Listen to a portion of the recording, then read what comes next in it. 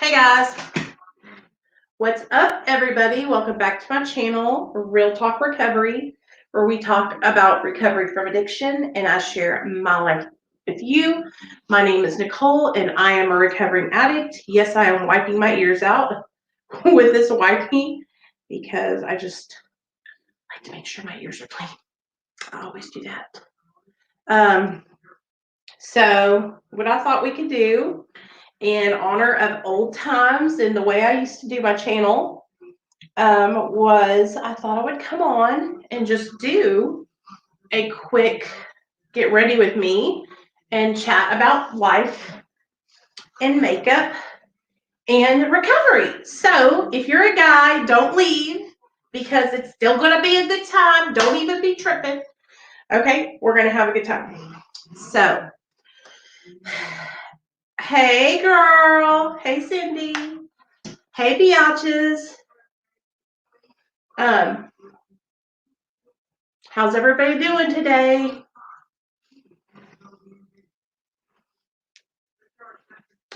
So, yesterday I did a video where we talked about, or the day before that, I think, we talked about Suboxone and the GoodRx card.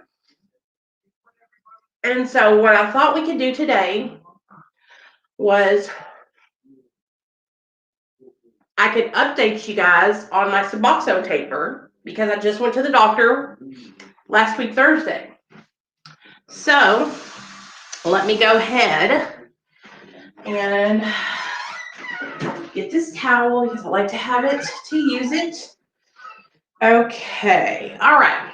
In fact, let me change this title to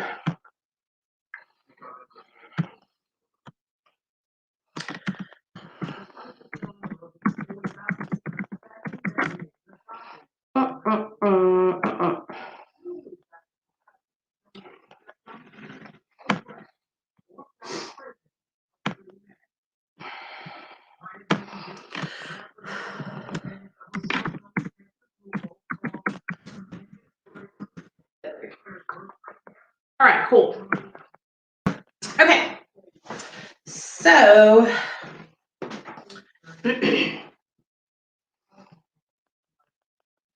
come on, YouTube.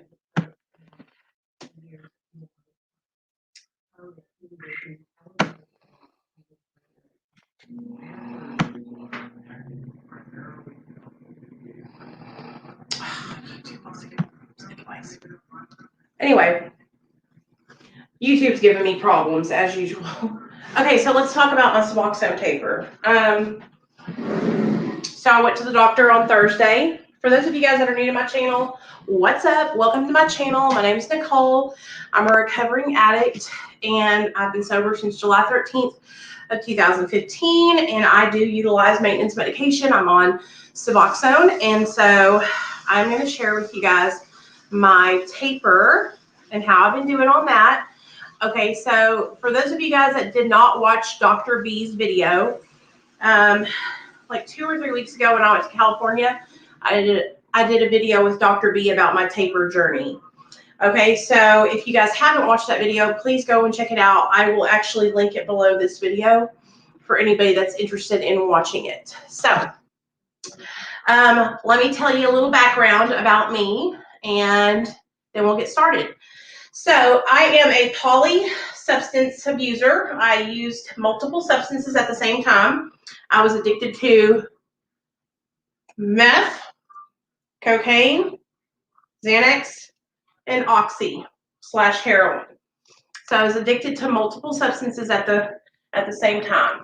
Oh, I hate the way my hair looks when I pull it back. Sorry. My face is just so fat, you guys. I hate it. I hate my face. I hate my face, y'all. Anyway, I was addicted to multiple substances at the same time. I was really bad off, you guys. You know, sometimes I think back to that time when I was in my active addiction, and I can't even believe that that's the same person because I was just so bad in my addiction. I would shoot anything I could put in a syringe. I was homeless. I, couldn't do anything without just being insane. I was hallucinating. I was seeing things that weren't there. I lost everything because of my addiction. I lost my son to CPS. Thank God I was able to get him back, and I have, custody of him today. But there was a time where I didn't know if I was going to make it, if I was going to get my son back, because I was just struggling that hard with addiction. Well, I ended up getting my son back and getting sober. And the way I got sober was through a 12-step fellowship and maintenance medication. Okay. So I've been on Suboxone since August of 2015. Okay. And so I stayed on Suboxone without any intention of tapering off for about 3.5 years. Okay. And about the 3.5 year mark, I started to think maybe I should start tapering. But I didn't really take the jump and do it until last year in 2019. So in 2019, March of 2019, me and my doctor started my taper, and I went down from 12 milligrams to 2 milligrams. Or 12 milligrams to 10 milligrams. Excuse me, guys. Hello. And I stayed at that for 90 days, and then we went down to 8 milligrams. And I stayed at that for 90 days, and then we went down to 6 milligrams. And I stayed at that for 90 days, and then we went down to 4 milligrams. I think I stayed at 4 milligrams for longer than 90 days. Then we went down to 2 milligrams, and I stayed at that at 90 days. Well, that 90 days was 6 months ago. So then I had an appointment with my doctor over the Zoom call, which was 3 months ago. And I had told my doctor that I was going to stay on 2 milligrams, right? So I stayed at the 2. Well, I decided I was going to take myself down to 1. So here I am, on 2 milligrams. And then I took myself down to 1 without my doctor's permission, without his, recommendation. Well, when I did that, I stayed at the 1 milligram for a couple months. I was doing really well with it. But I ended up going back up to 2, and that's where I'm at now. And so I've been at 2 milligrams for like 6 months now. And I just went back and saw my doctor on Thursday, and I'm staying at 2 milligrams for a little bit longer. And so there's really not anything to update about it, because I'm not going down anymore. I'm not going down again. But I thought I would come on here and talk to you guys about it, because I had milligrams, and I'm going to stay on this for a couple more months, and then I'm going to go down to 1 milligram. So the reason why I'm just taking my time, you guys, is because it's just a weird time right now. And I don't know about you guys, but I've just been like having a hard time with just a little bit of anxiety, a little bit of depression. But I just want to make sure that I'm not like making a mistake. And I'm on, like I said, I'm on a low dose. 2 milligrams is really not a lot. And it holds me all throughout the day. I feel fine, and I'm not having withdrawal or anything like that. So I just, decided I was going to stay at 2. So I'll probably stay at 2 for another 3 months, and then I'm going to go down to 1. So by December, I'll be down to 1. Now, when I get down to 1, you guys, I'm probably going to go down 1/4 milligram at a time after that, because I don't want to go too fast and then be sick. And when I go down to 1 milligram, I just want you guys to know, like, this is like my plan. I'm actually going to get a medical marijuana card, and I am going to put in so I can get my own card so I can legally have myself a little pipe smoking thing to help with the withdrawals if I do have any. But I'm not going to be like chief and big blunts or anything like that. I just want to have it just in case to just alleviate some of that anxiety and that stress. But other than that, I'll be kicking, here at the house. I'm going to live stream, I'm sure, and show y'all what happens. But once I get off Suboxone, you guys, I'm still going to support people that are on Suboxone. I'm still going to, I'm not ever going to not support people on maintenance. So I'm not going to be one of those people that gets off of it and then talks shit about it all the time. I hate that. Just so you know, I hate that. When I see people who have been able to get off maintenance and all they do is shit talk maintenance, it just drives me insane. I literally hate that. Hey, Brittany. Hey, Brad. Brad, did you hit my PayPal school? Brad's over here winning the lotteries and shit. I'm just playing. As you can see, I'm not putting any foundation on. I'm just kind of putting a little bit of concealer right there, right there, right there. So yeah, you guys, that is the plan. Not much has changed on my Suboxone Taper, but I just wanted to update you guys and let y'all know I got a pimple right there. It's driving me insane, right on my cheek. Yeah, this fool went out there and won like $900. I sent you my link on Facebook. I wasn't joking either. I'm just playing. So, what I've learned, you guys, is that I feel like a lot of people, when they're trying to taper off Suboxone, is they put so much pressure on themselves to taper quickly and to compete with other people that are tapering. And just not I have a great job. Okay, I get to work helping people with addiction. I get to do my YouTube channel, and there's no reason for me to rush or be in a hurry and relapse and make a bad mistake. And I just don't want that to happen. And, I believe that I'll stay sober, but I also have to take into consideration, you guys, my track record of all the times I've tried to stay sober on my own. And I really, I'm not trying to not give myself credit, right? I'm serious about my recovery. Okay.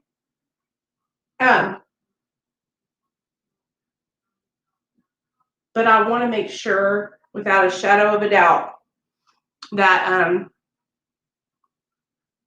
I make the right choice and that I take it slow. You know what I mean? And if you guys are watching my channel and you're on maintenance medication and you have felt pressure to taper and, you're kind of being hard on yourself, stop it. Stop it. I see so many of you guys think that you have, just take your time. What are you in a hurry for? Why are you rushing? I really want you guys to ask yourselves a question, okay? Did your addiction did you just wake up one day knowing how to be a drug addict, knowing how to be high and shoot dope and smoke and all this stuff? Or did you have to learn how to do that, learn that behavior? Okay? You had to learn those behaviors. It wasn't something that just you were born knowing how to do. Okay? So the same thing with tapering off of maintenance, right? You have to learn how to hey Brandon, hey Hannah. Yay! Hannah says, I appreciate you so much, Nicole. You're the reason I went from being dry to actual recovery. Hannah, I love you, girl. I'm always going to help you out and encourage you, and I try to do that. I really do try to encourage you guys, even whenever you're struggling. I'm not going to judge you. I have no reason to judge you. I have totally been there, and I have struggled for many, many years before I got sober. And, today I'm just very fortunate to be able to share you know, what I do to stay sober with you guys. And so, you know, Hannah is, I'm so proud of you, Hannah. Like, honestly, I'm so proud of you, girl, because I was getting worried there for a little bit. I know you know that.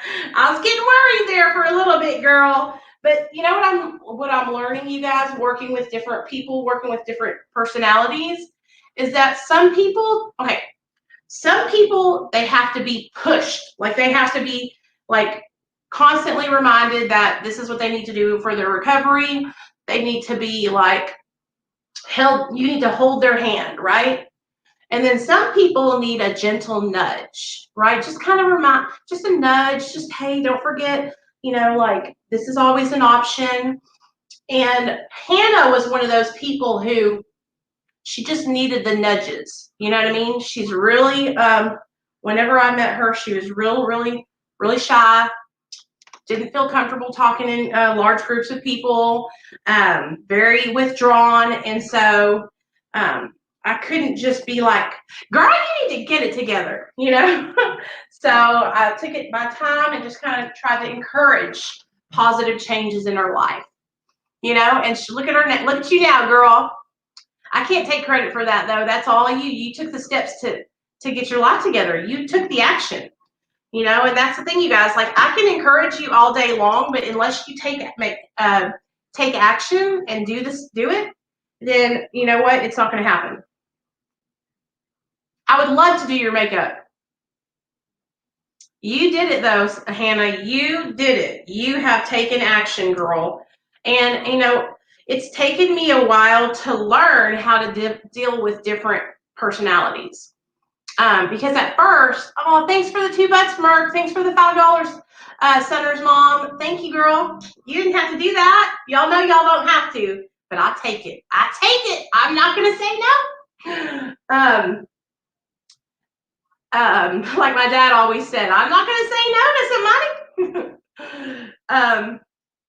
I'm learning through working with different personalities and different types of people, different economic, like people in different economic statuses, people who, you know, I've actually had some experience with working with some people who are kind of a little bit, they're well off. They're, you know, they have a lot of money, and it's been a learning experience for me to work with people who have that, because people are different. They're different on how, you know, how much money they have. They're different on where they come from. They're different in their personalities. Like, a lot of things make people different, right?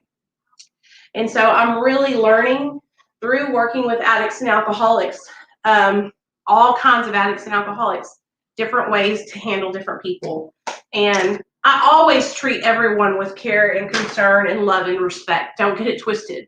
But I'm learning, you know, different techniques is what I mean with different people. So it's awesome. I love helping people, you guys. I love helping people. It is literally my dream. So my dream is coming true, being able to help you guys. So when you say thank you and stuff, don't even mention it. It's all good. It's all good. It's my pleasure to help you. It's my pleasure to be of service to you because it helps me stay sober. Hey, Alicia, what's up, girl? So I wanted to tell you guys, y'all are going to laugh at me.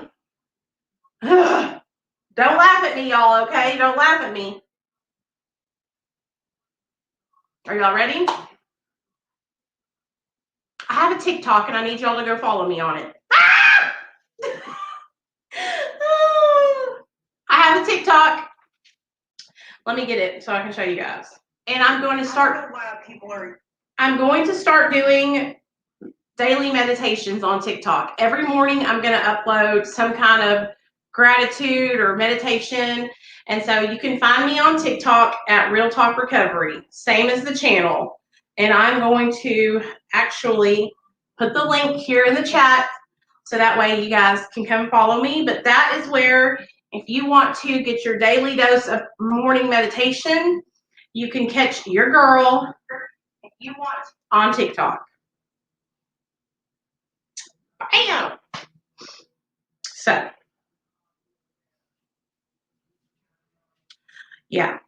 I thought, because see, here's the thing. I'm not like going to be on there dancing, you guys. Like, I'm not, like, I'm trying to think of how I can utilize TikTok to help my channel and to get people to know that we're here. And I was like, I know exactly what I can do.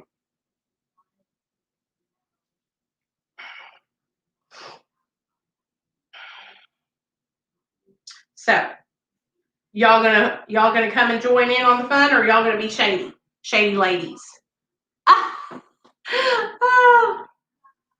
you know, it can be for anything really, but I have found some other people on there that are in recovery that do like recovery videos. I found a couple of girls that have been sober for a little bit. They're younger kids. They're younger adults. They're not kids. They're younger adults who have been sober for like, a couple months or so. And I thought, man, what better way? Yes, that's what I'm saying, Center's mom. So that's the thing, you guys. Like, I'm just trying to spread the message. Like, I'm just trying to let people know that Real Talk Recovery is here. And so one of the ways that I can do that is by utilizing TikTok as a way to get people to find us over here. You know what I'm saying? I didn't want to do it, honestly, you guys, because I just felt too old for it. But let me tell you guys, my boss is on there, and he's literally just about to hit 50,000 followers. And that is allowing people to find his YouTube channel and find his company. So it works, you know what I mean? And then I also watched one of my friends who has a YouTube channel.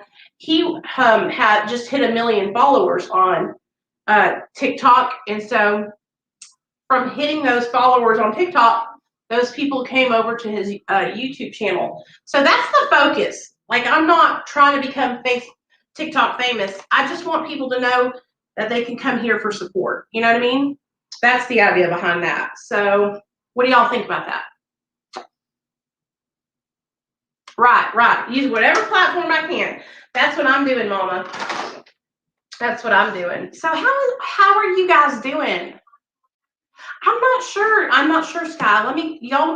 How's everybody doing? Like, I really want to do a check-in with you guys. Hold on, let me get the link. Do y'all want to come up here and do a check-in or no? Do y'all just want me to tell some stories? Or do y'all want me to give you some recovery inspiration?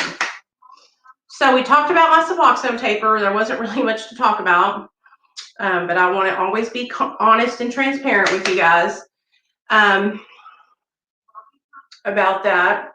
Because I know a lot of you guys watch me because you're on Suboxone. So, and then some of you guys watch me because you're on pain management, which, I support medication. If you have to use medication to have a better quality of life, like, there's no judgment here from me. I support that. Hey, Shannon, what's up, girl? We support that here on Real Talk Recovery. I'm not one of these, like, I was trying to kind of like put a finger on what kind of channel, what we are. And I'm not like one of these, like, I'm not an abstinence Nazi. Like, I truly believe that some people need to be on medication to better their quality of life. I just can't be on pain pills or benzos because I can't take them as prescribed. You know what I mean?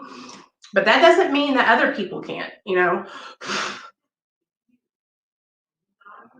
Yeah, it is a shame that we even have to say it. Yeah, it should just be, it shouldn't have to be said, but it has to be said because there's a lot of people that don't.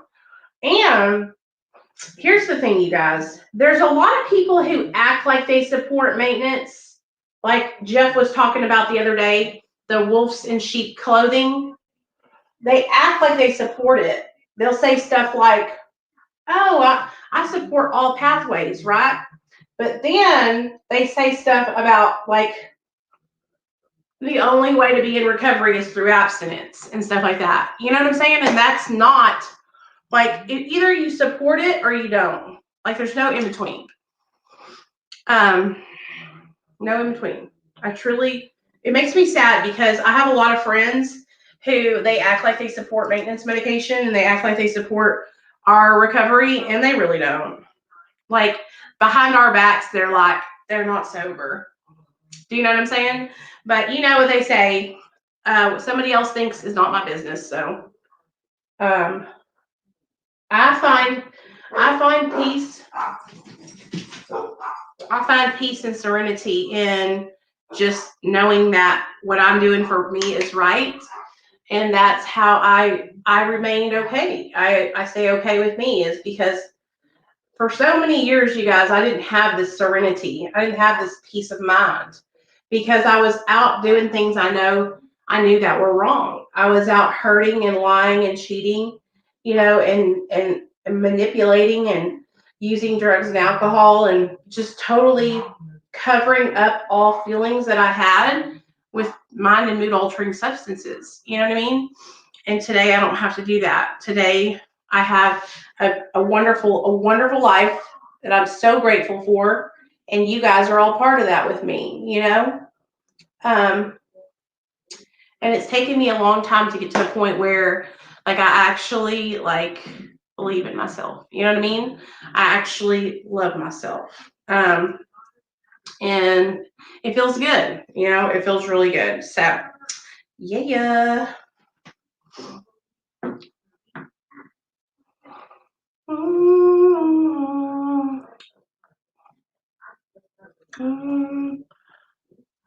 Well, looky here. I like chubby girls. Well, honey, I got all the chub you could want and more, but too bad I'm married.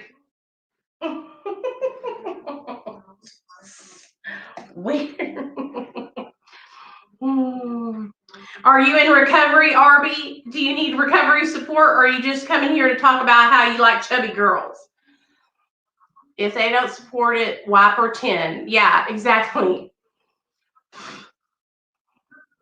That's good. Right? I love you guys.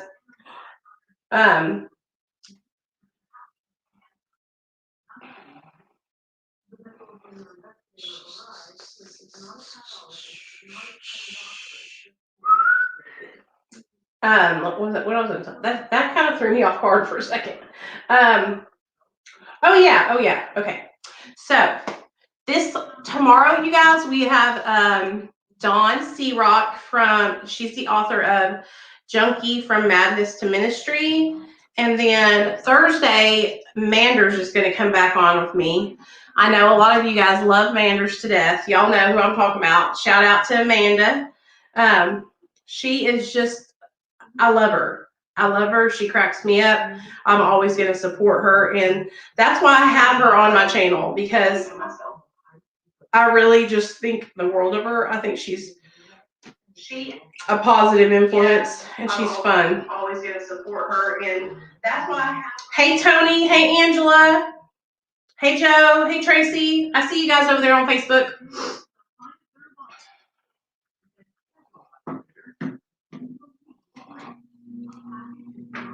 Thank you. I appreciate that. I've got a little more bounce to the ounce, but it all belongs to my husband. That's right. Hey, Jessica.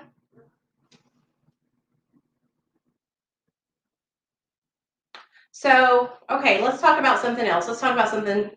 Okay, so I want to talk to you guys. I used to do videos where I would talk about the insanity of addiction. And so we did this a couple weeks ago. I feel like we talked about unmanageability. Okay. Well, I want to share with you guys different ways that I noticed my life becoming unmanageable. Okay. And how my life has became manageable because of my recovery today. All right. So listen up. When I was in my active addiction, the way that I first started noticing the unmanageability, because it all starts, the disease of addiction is a progressive illness, okay? It progressively gets worse, never better. And as I moved up, as I moved up in my addiction and started using different substances, the worse my addiction got. Okay, so for example, when I was 17, 18 years old and I was still in high school, I was smoking pot and drinking alcohol, right? And doing cocaine here and there. And I was still able to, you know, go to school and keep friendships because that was just the beginning of my addiction. As my addiction progressed, I got addicted to drugs that were a little bit more stronger, and just drugs that you could not use every day. So let me tell you, as my addiction got worse, I started getting worse. I couldn't keep friendships. So let me give you an example. I remember whenever I graduated high school, you guys. I graduated high school in 2000, in the year 2000. And I remember I barely passed. My grandma came down from New York to see me graduate, see me walk across. And I remember my dad saying, well, I don't even know why you're here because she barely passed. She passed with all D's for DeMayo. And I remember thinking that was the funniest thing because y'all know my last name was DeMayo whenever I was younger. And so I thought it was so funny that I barely passed, right? That was just the beginning of the unmanageability of my life and how my addiction was about to take over everything, you guys, every aspect of my life. Once I graduated high school and I started being able to like get out of my parents' house and I left there, I moved out, I started using drugs every single day. And I started using methamphetamine, I started using cocaine, I started using really, really, really serious drugs, you know? And as that, you guys, once I started using cocaine, it was like, holy shit. Because I'm one of those people like, or at least I know this is just how it is with cocaine. When you use cocaine, you have to keep on using more because the high is so short. It's like a 3-minute high, and then you have to do another line, or you have to shoot another shot, right? And so I had started out by just snorting it. Well, by the time I had got done snorting it, I wanted to snort another line. And so I would snort so much cocaine that my nose would bleed. Well, my addiction ended up progressing to methamphetamine and then IV methamphetamine. And once I started injecting methamphetamine, then I started injecting cocaine also. And I lost everything. The minute I started shooting dope, you guys, I went from having a car to wrecking it and crashing it and totaling it out to having nowhere to live to my boyfriend dumping me. I mean, it was crazy how much stuff I lost and in what a short period of time. Okay.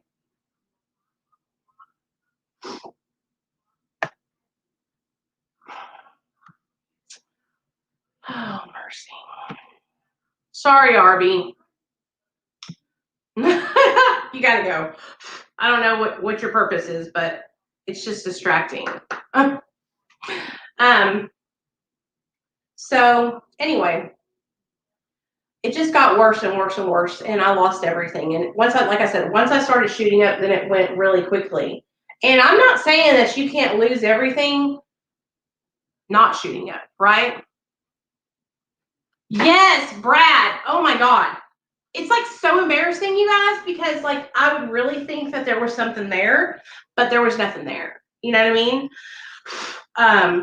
I would sit there and be picking at myself and picking at my face. One time, listen to this shit. One time I shot so much cocaine that I almost gave myself a heart attack. So let me tell you the story. So I was at my friend Misty's house, and me and her ex-husband were all hanging out and shooting dope, shooting coke. And all we had to shoot up with, you guys, was one of those, hey, Carrie, was one of those medic syringes with a big barrel. It's like the barrel's like that thick, and then the needle is like, it looks like the end of a pen that you write with. That's how thick this was. So I didn't take that into consideration when I broke down my cocaine and put some water on it and brought it in consideration how much I was putting in the syringe and how much it was going to be. And I shot it and I fell out. I crappie flopped. Bam, on the ground. My lips turned purple and blue. My friends were straight tripping. They thought I was going to die. And I got back up after that happening, and I was like, oh, I need to do that again. That is how crazy it was back then. Hey, Reaction Rookie. Hey, Leslie. Hey, y'all. We're just talking about old stories from my active addiction and the insanity of drugs.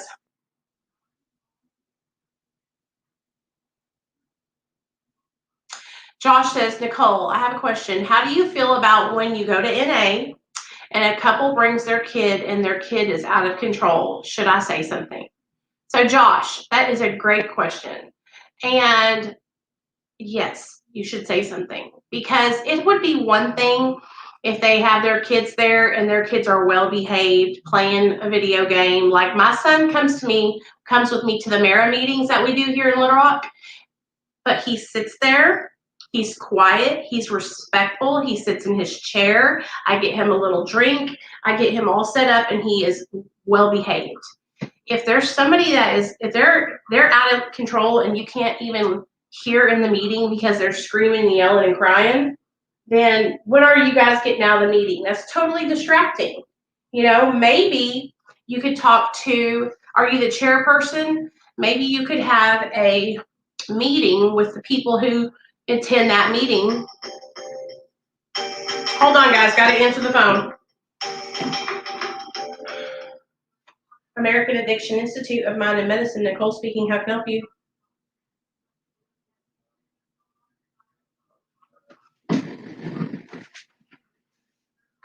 Uh-huh.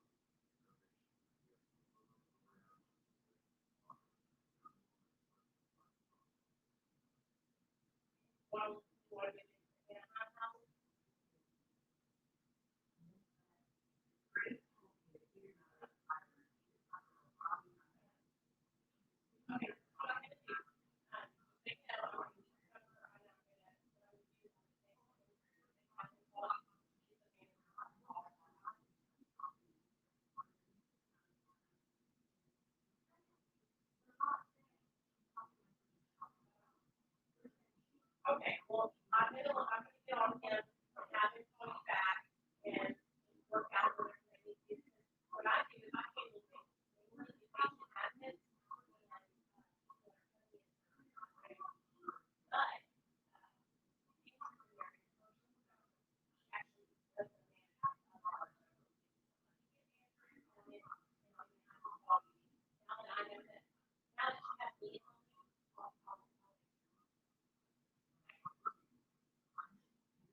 You got it in. I'll text you, but you have a number if you need it, okay?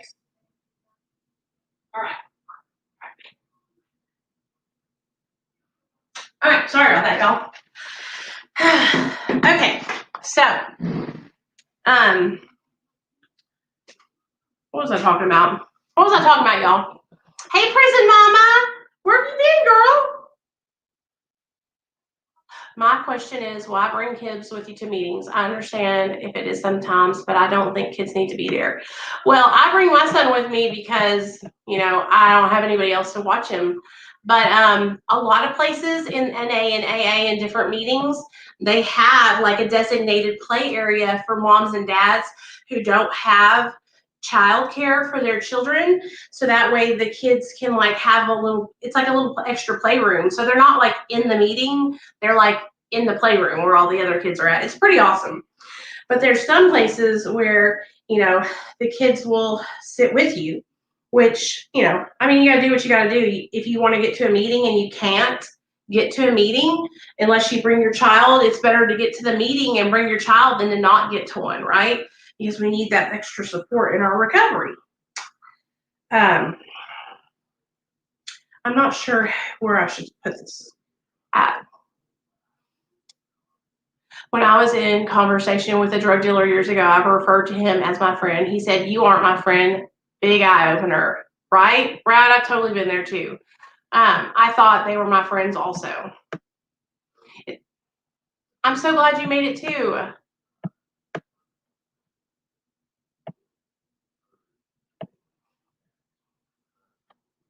I also think it's really important to start educating your children on the dangers of drugs and drug addiction at an earlier age. Because I don't know about you guys, but my son's 6 years old and he's really smart and he knows more about phones and technology than I do. My son could probably edit a video and I'm horrible at it. So I feel like the whole idea of being afraid to have our children understand the disease of addiction and that whole stigma around it, that's old news. The earlier you can educate your children on the disease of addiction, the better, because we don't want our kids to turn out the way we did and get hooked on drugs. You know what I mean? And I truly believe that I've seen some kids growed up in the meetings, in the rooms, and they will tell you, I was with my mom every time the door opened, and I learned that I don't want to go down that route, Really, prison mama? That's so crazy. So, but to each their own. Everybody's different. That's just the way I believe. Hey, yes, he is actually located in Santa Ana. And yes, he does accept long distance patients. He can do telemedicine with you, Sutter's mom. He would probably I don't know exactly what he would want you to do, but I'm pretty sure he would want you to, if you could come in to see him in person once, he would like that. But if not, he can do the Zoom. That's the way he sees a lot of people because of coronavirus. Ever since coronavirus hit, they've made it to where he can see people over telemedicine video. That's awesome. Hey, Jose, how are you doing? I hope you're doing good, honey.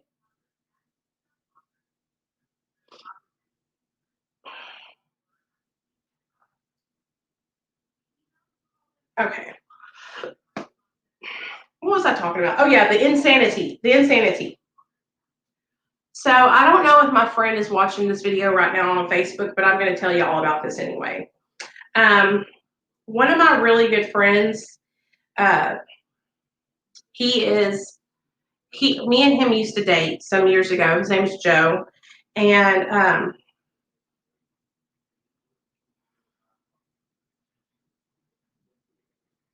hold on, guys.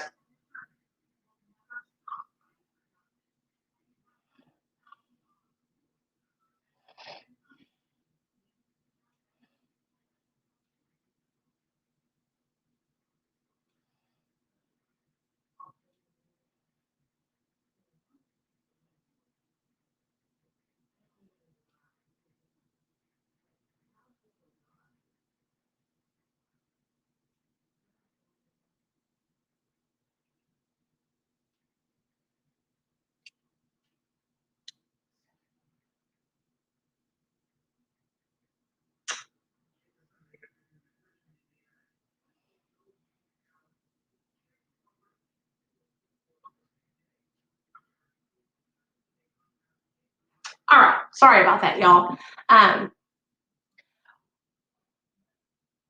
Hey, JJ, what do you suggest for younger people talking about it? She's been interested in meetings, etc., but I don't know what to do for her. She's so young, and I'm not her mother. How young, Jessica? How young? Okay, so under the age of 18. Sorry, guys. Hello. Hey, what's up? Uh-huh.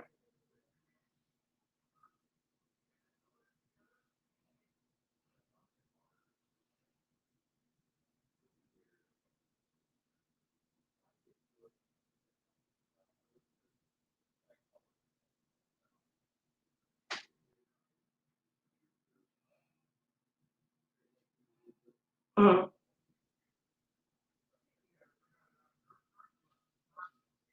Okay, cool. Did you just get my text?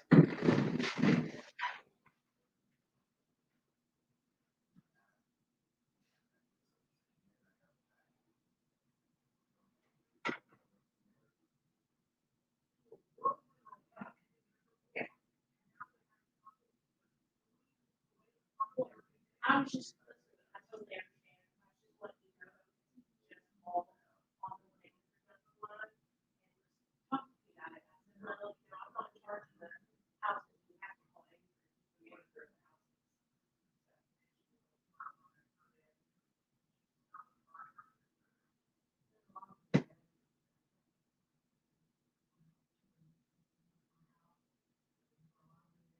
right.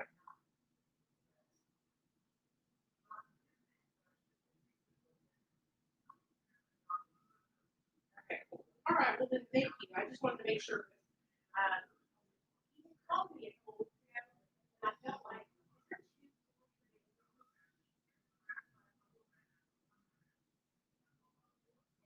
don't know.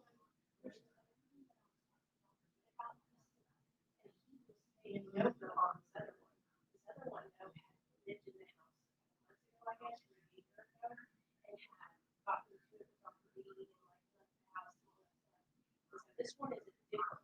Not that same one, but they have the same thing. Okay. Yes. Yes. Okay. I was making sure. Uh, okay. Well, I'm gonna stay on Kyle. I'll call him this evening just to check in with him and tell him, really important. Really go in one and three, right? All right. Talk to you later. Okay. Sorry, guys. Sorry. I'm working and I'm talking at the same time.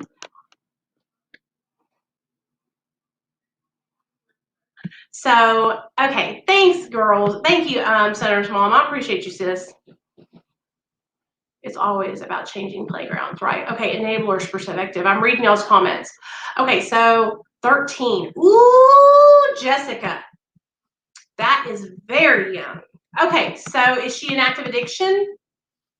13 years old, eh? This is my suggestion, Jessica, and this is the way I go forward with people who are underage, okay?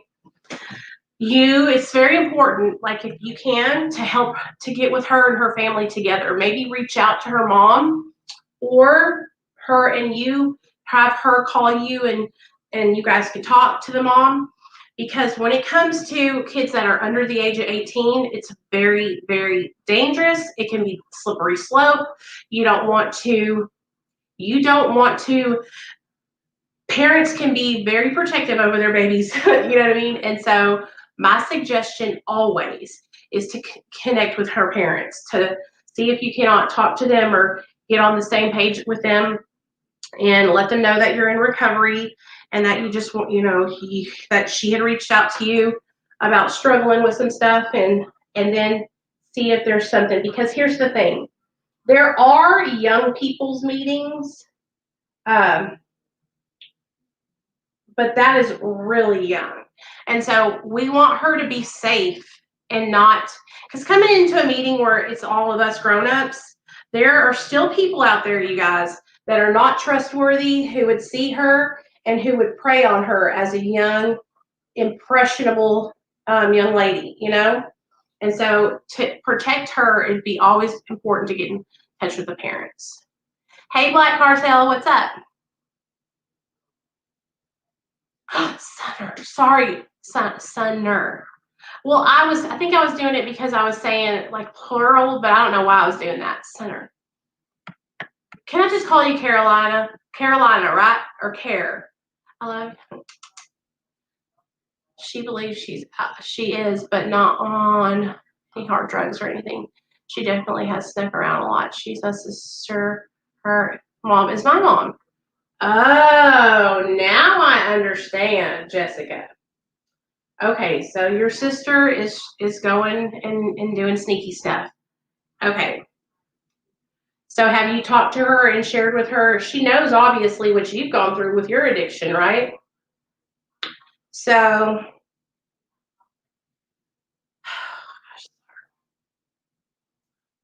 you guys need to have a family meeting.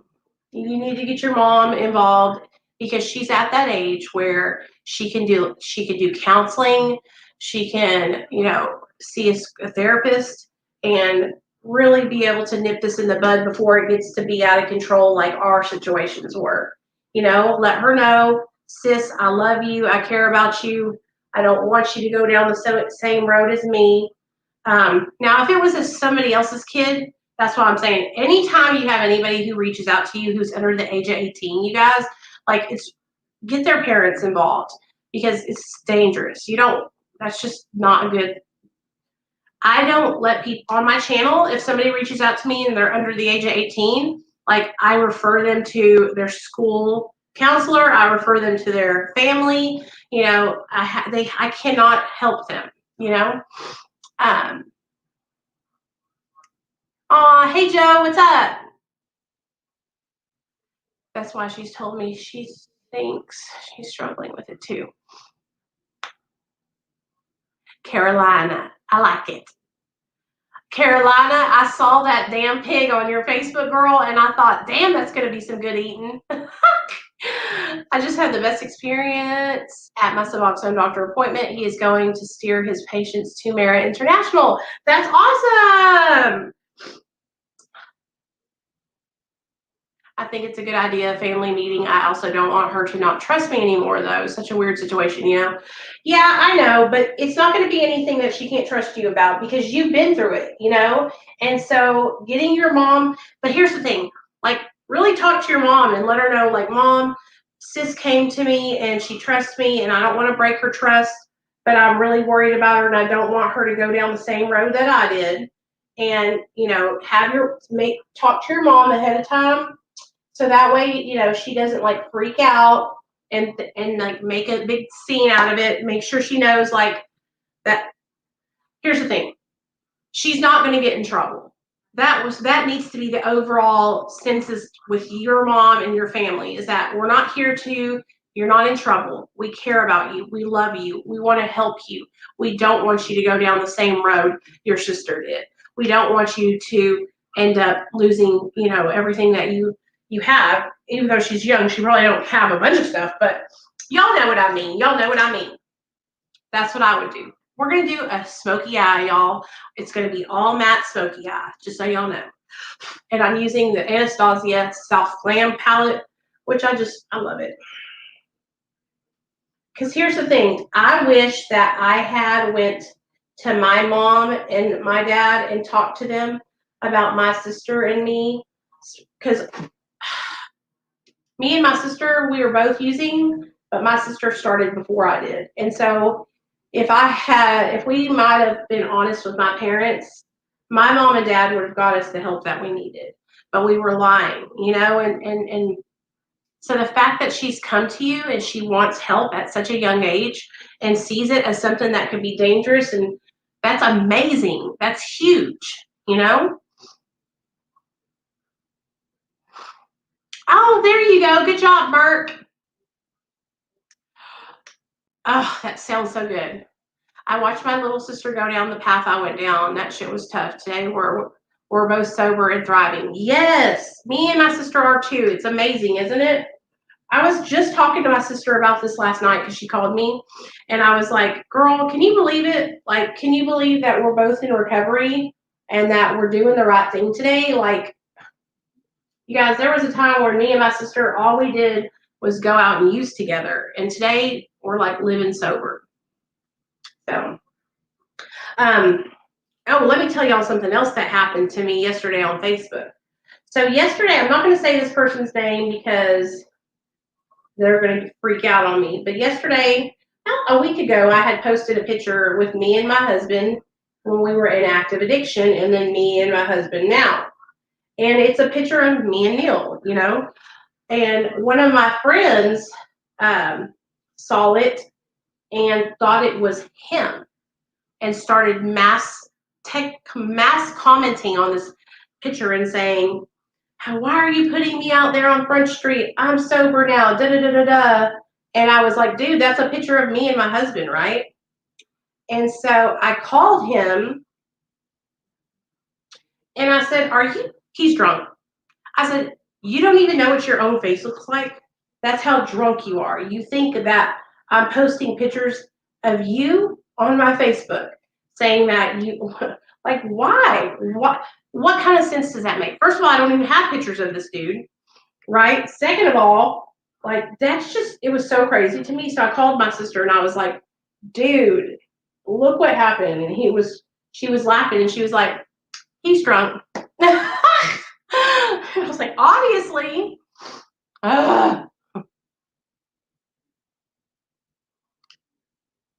Yeah, and me and my sister, Jessica, me and my sister are both in recovery now.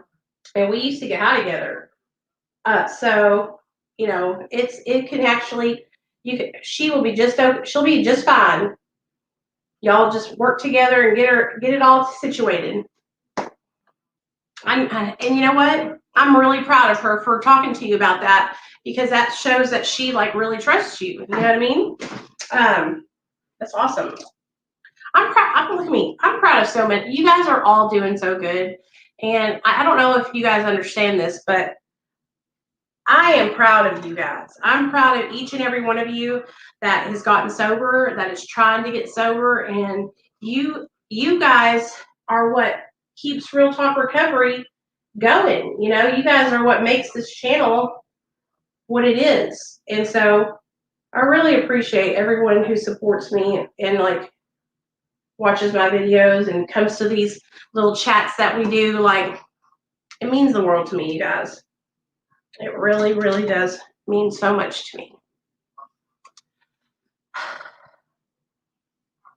My older brother is in active addiction as well. Oh man, that's hard. I know how it is though. Me and my sister were hot mess expresses, y'all.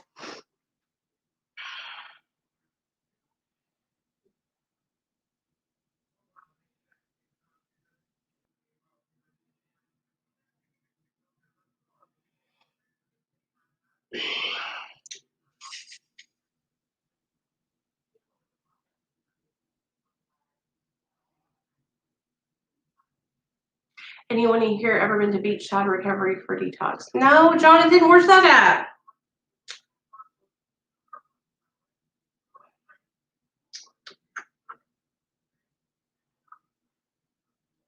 Where's that at?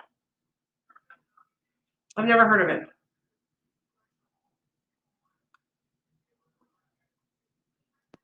I really appreciate you guys, Joe. It helps me a lot, you know, and we're growing. We are growing little by little, just slow and steady, you know what I mean? And I don't want instant gratification. I want my channel, I want people to come here that want to be here, that want to be a part of my channel. I don't want it to just, you know what I'm saying? There's some, like, I want to just have the real deal support, you know?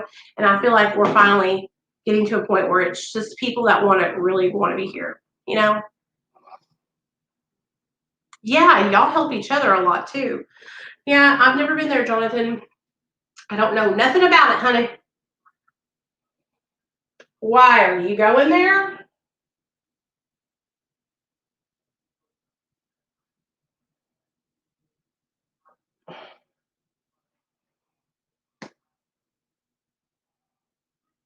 Oh, okay.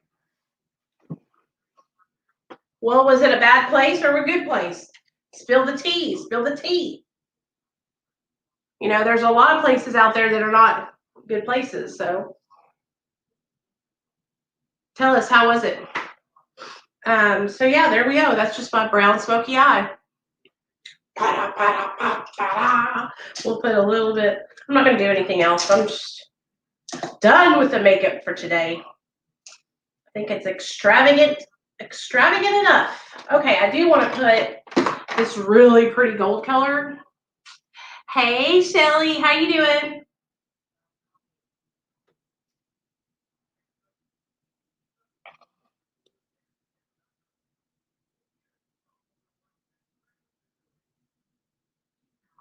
You know what I didn't know? Oh yeah, just so you guys know, there is a Facebook group on Facebook called Real Talk Recovery, but it's Real Talk Recovery without the underscores.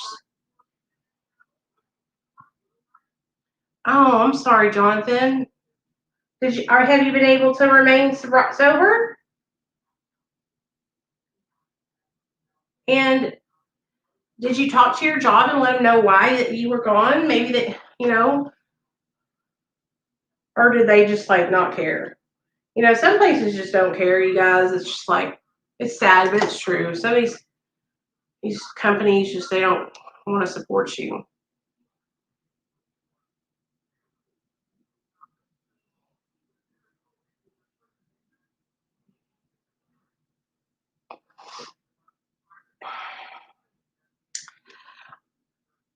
Well, here's the thing. On Facebook, you guys, that group, like they post and stuff in there, but they're not telling people that come in there, like, because 2 people have went in there and commented, or a couple of people actually have went in there and commented, hey Nicole, and then they don't tell them that this isn't Nicole's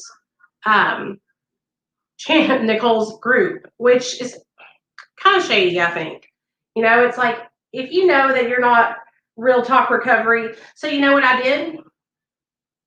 I changed our name of our Facebook group to Real Talk Recovery with Nicole. So now you'll know it's me. All right, cool deal. We're done. We're done. Let's put some highlight on, and then we are going to be done.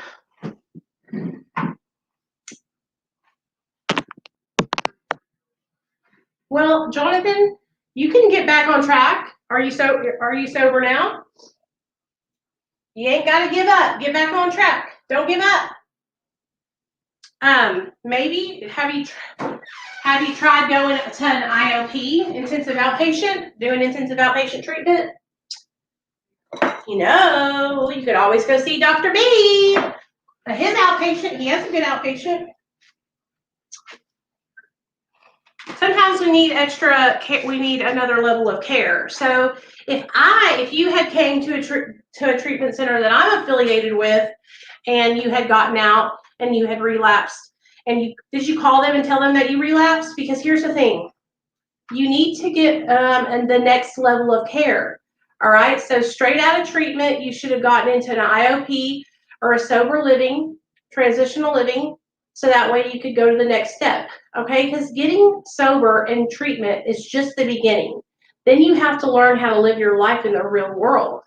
And so that would be my recommendation for you. If you're sober now and you don't have drugs in your system, would be to get involved in IOP, get into some therapy, and start attending some 12-step or recovery-based meetings.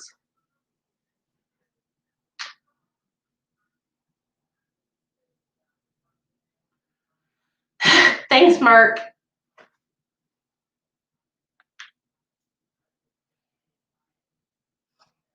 Well, if you lost your insurance and you can't pay for treatment, then you know what you do?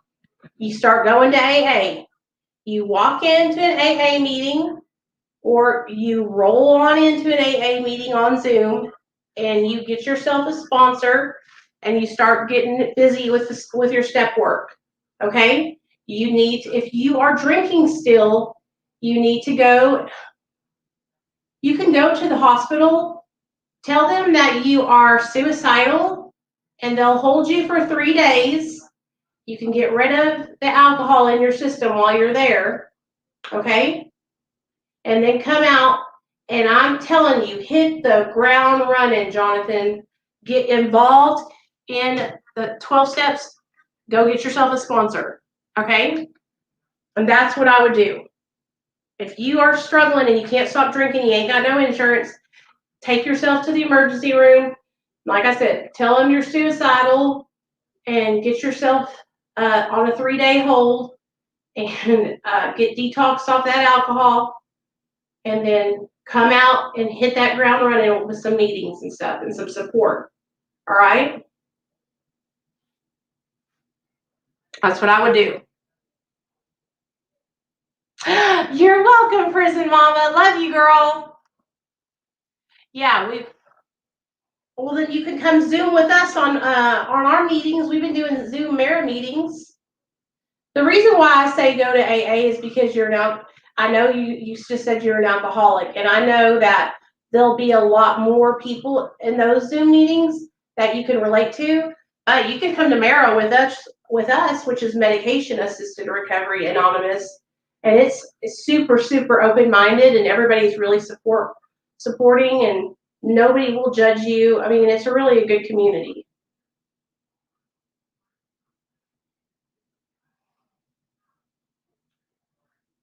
Thank you so much, Cindy. Thank you, Mark. There you go. Come to the merit meetings with us, Jonathan. But I don't recommend like just trying to go through it by yourself, because it's dangerous. You know what I mean? With alcohol, you can have a seizure and die. And so I just want you to be careful. All right.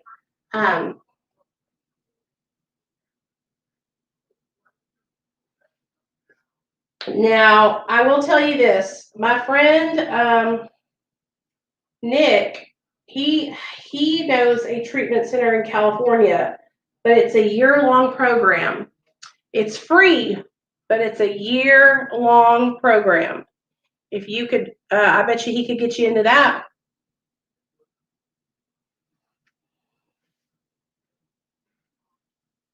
Yeah, detox and meetings. Got to go to detox first, though.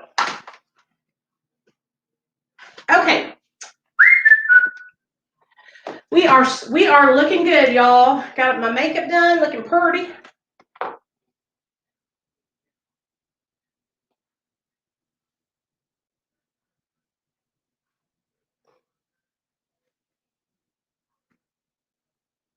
All right. Okay, my chicken lickings. I'm gonna get off of here. Oh, you have a. How are you paying for your house if you don't have a job, though?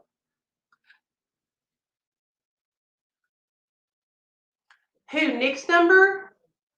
Oh, there you go. There's Merck's number. You got it? Merck, what about Slade's treatment place? Are you going to tell them about that? Tell them about Slade's recovery homes. Maybe that'll help.